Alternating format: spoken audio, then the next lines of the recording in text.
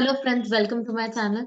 GST में e invoicing की जो लिमिट है वो जीएसटी डिपार्टमेंट कम करते जा रहा है और ज्यादा से ज्यादा लोग ई इनवॉइसिंग के दायरे में आ रहे हैं। उन लोगों को ई इनवॉइस ही इशू करना है। तो इससे रिलेटेड काफी डाउट्स हैं, जैसे कि एक्सपोर्ट के केस में भी ई इनवॉइस इशू करना है कि नहीं करना, या जब हम ई इनवॉइस जनरेट कर रहे हैं तो उसी टाइम पे ही ई इनवॉइस ई वे बिल जनरेट करें तभी इनवॉइस जनरेट करना है क्या। तो इसके रिगार्डिंग जीएसटी डिपार्टमेंट ने फ्रेश एफएक्यूज इशू करे हैं। तो हम इस वीडियो में क्या एफएक्यूज है, कैसे क्वेश्चंस है और उसका आंसर क्या है, ये हम एक बार देखेंगे। सबसे पहला जो क्वेश्चन है वो है whether e invoice is required for export of invoice. Export कर रहे हैं तो क्या ई इनवॉइस इशू करना जरूरी है? तो उन्होंने कहा yes, if you are eligible for e invoicing all the invoice of B to B and exports need to be registered. Export के केस में भी ई इनवॉइस कंपलसरी है। Is there any time limit for delivery of goods और generation of e way bill in e-invoice? No, there is no time limit for delivery of goods or generation of e-invoice for the of e way bill for the invoice. कोई भी time limit नहीं है कि जब आपने ई way bill बनाया उसके इतने इतने दिनों के अंदर ही इनवॉइस इशू करना है। Do you need to upload RCM invoice also? अगर कोई इनवर्ट सप्लाई में आरसीएम अट्रैक्ट हो रहा है तो आपकी लाइबिलिटी होती है पे करने की, एंड देन जो आपने जीएसटी पे किया उसका आप क्रेडिट क्लेम कर सकते हैं। जब स्टार्टिंग में जीएसटी एक्ट आया था तो यहाँ पर सेल्फ इनवॉइसिंग की बात की थी आरसीएम के केस में कि आपको self invoice end of the month issue करना है। तो यहाँ पर बताया जा रहा है yes, if you are eligible for e invoicing all the invoices including RCM invoice issued by the supplier need to be registered. When billing address is in one state and shipping address is in another state, which GST will apply, IGST or CGST, SGST? तो इसके लिए बताया गया है type of GST में IGST आता है, CGST, SGST आता है। तो ये जो डिटरमाइन करना है कि क्या लगना है, आईजीएसटी या सीजीएसटी, एसजीएसटी, इसके लिए आपको प्लेस ऑफ सप्लाई पता होनी चाहिए। प्लेस ऑफ सप्लाई जहां पर भी फॉल करेगी, अगर वो इंटर स्टेट आ रहा है तो आईजीएसटी लगेगा, इंट्रा स्टेट आ रहा है तो सीजीएसटी, एसजीएसटी लगेगा। तो यहाँ पर इंपॉर्टेंट बात है प्लेस ऑफ सप्लाई जानना। इसके लिए भी मैं सेपरेट वीडियो बनाऊंगी। In terms of goods place of supply क्या माना जाता है और सर्विसेज के केस में क्या माना जाता है। How to generate invoice for services? Services के लिए सेम है जैसे आप गुड्स के लिए करते हैं, बस SAC कोड डालना पड़ता है और total price in unit rate बताना पड़ता है, एंड द क्वांटिटी में be mention as one. Quantity में आप वन बताएंगे तो हो जाएगा। In how many days can we generate e-invoice after preparing manual invoice and e-way bill? कितने दिनों के अंदर अंदर आपको ई इनवॉइस जनरेट करना है? तो इसके लिए कोई ऐसा स्पेसिफिक टाइम पीरियड नहीं दिया है, क्योंकि प्रेजेंटली जो सिस्टम है वो प्रीवियस पीरियड्स के ई इनवॉइस को भी जनरेट कर रहा है। पहले जब ई इनवॉइसिंग सिस्टम आया था तब एक ही उसी दिन में आपको ई इनवॉइस जनरेट करना रहता था और कैंसिल के लिए भी 24 आवर्स का टाइम था। बट अभी प्रीवियस पीरियड के इनवॉइसेस भी आप ई इनवॉइस जनरेट कर सकते हैं। How to include freight charges in e invoice? जब आप ई इनवॉइस बना रहे हो तो फ्रेट चार्जेस को आप as it is freight charges एक लाइन आइटम ऐड कर सकते हैं या अदर चार्जेस करके भी मेंशन कर सकते हैं। Whether e-way bill is mandatory for service invoices?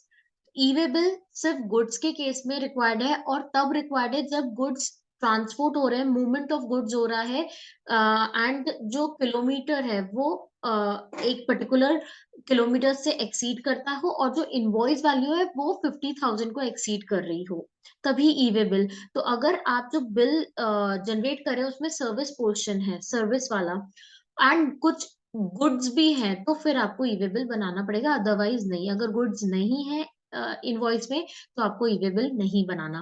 Weather shipping bill number and date can be entered in e invoice?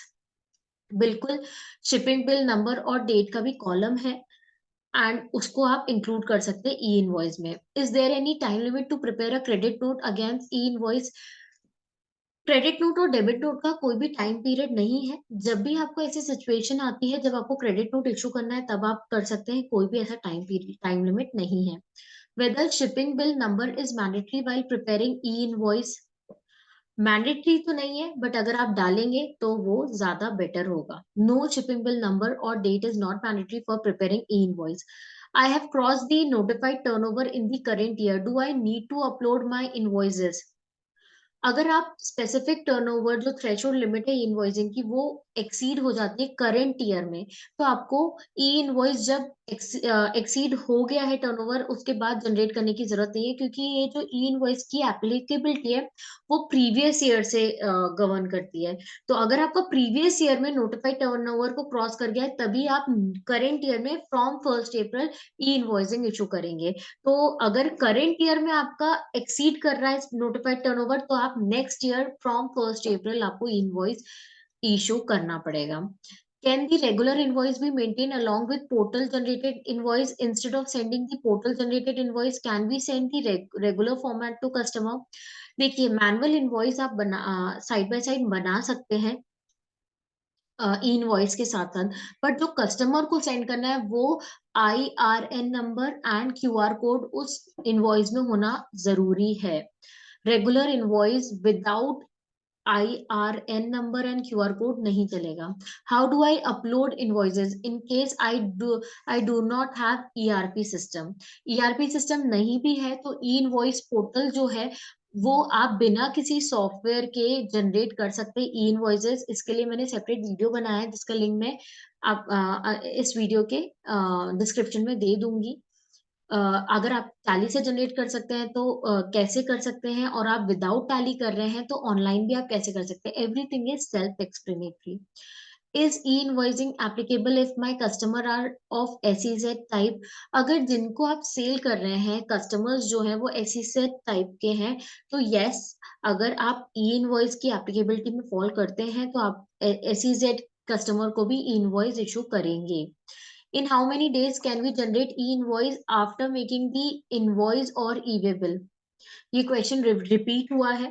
जब आपने मैनुअल इनवॉइस बनाया है तो आप तुरंत भी कर सकते हैं या प्रीवियस पीरियड को भी एक्सेप्ट कर रहा है portal. If we miss to upload the invoice then what is the solution? आप जब आप की नींद खुले तब आप ई इनवॉइस जनरेट कर दें. Do we need to upload the digital signature on e invoice portal? No, digital signature upload करने की जरूरत नहीं है पोर्टल में. जो इनवॉइस जनरेट होगा वो डिजिटली साइंड ही आएगा. एंड इससे पहले वाला जो क्वेश्चन था कि कब ई इनवॉइस बनाना है, तो मैं आपको एक एडवाइस करूंगी, ट्राई करें जिस महीने का इनवॉइस हो उसी महीने में आप जनरेट करें, क्योंकि ई इनवॉइसिंग से ही ऑटोमेटिकली GSTR 1 में सिस्टम अपडेट होता है. तो आप जिस महीने अगर आपने मैनुअल इनवॉइस इशू किया है तो आप मैनुअली GSTR 1 में फीड करेंगे, बट नेक्स्ट पीरियड में जब आप ई इनवॉइस इशू करेंगे उस मैनुअल इनवॉइस का तो वो नेक्स्ट पीरियड के GSTR 1 में ऑटोमेटिकली फेच करेगा, और जब आप उसको डिलीट करेंगे तो आपसे डिपार्टमेंट पूछ सकता है. तो इसलिए आप period to period, month to month ही जनरेट करें. Where can I find tutorial video on invoice system?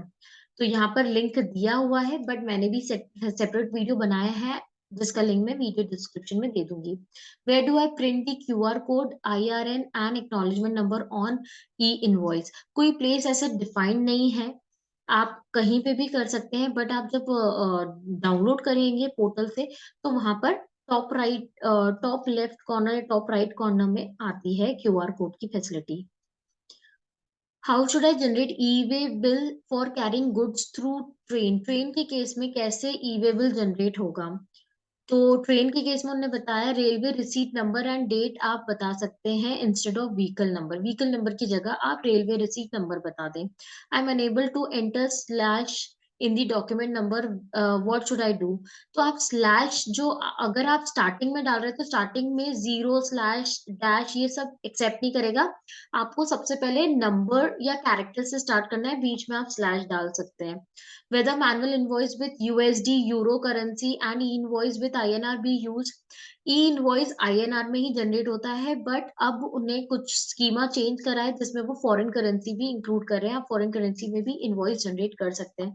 तो these are the new FAQs regarding e invoice. Hope आपके कुछ अगर क्वेरी है तो इसमें सॉल्व हो गई होगी, नहीं भी है तो आप मुझे कमेंट सेक्शन में बता सकते हैं, मैं सेपरेटली उसको सॉल्व करने की कोशिश करूँगी। Thank you.